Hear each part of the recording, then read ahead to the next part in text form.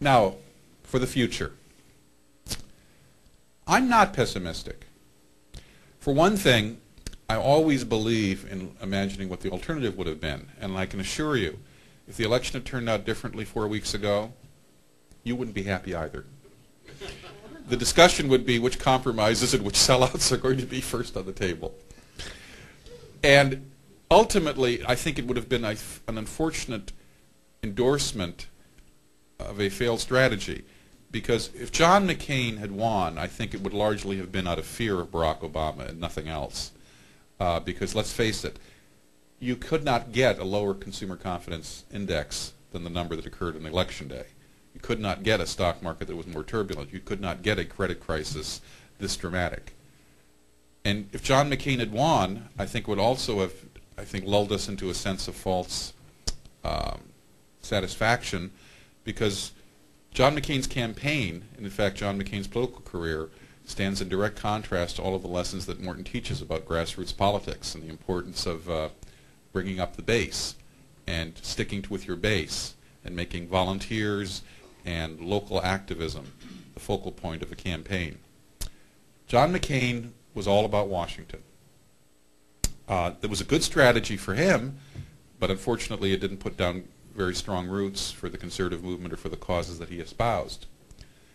I'll never forget in 2000 at the Republican convention in Philadelphia, I wandered into a restaurant for a meeting with someone, and it turned out I was early, and the restaurant was basically completely empty because it had been bought for the evening by some campaign. And sure enough, back in the corner room was the meeting. And it was a meeting of it was a meeting of John McCain's supporters in honor of his birthday, which took place every year in July. And I wandered in, and I got to mingle just a little bit with the people there because they mistakenly assumed that I'd been invited. And it was fascinating because this was the strangest birthday party I'd ever seen. There were no donors there, which for a politician is really unusual. There were no relatives there. There were no family, and there were no friends that I could see. So who was there? The media. It was astonishing. That's how I could mingle for a few minutes with them, because they assumed I'd been invited. And everyone was there. Dan Rather, Tom Brokaw, Peter Jennings, the Sulzbergers of the New York Times. Every one of the liberal media elite was there. It's astonishing.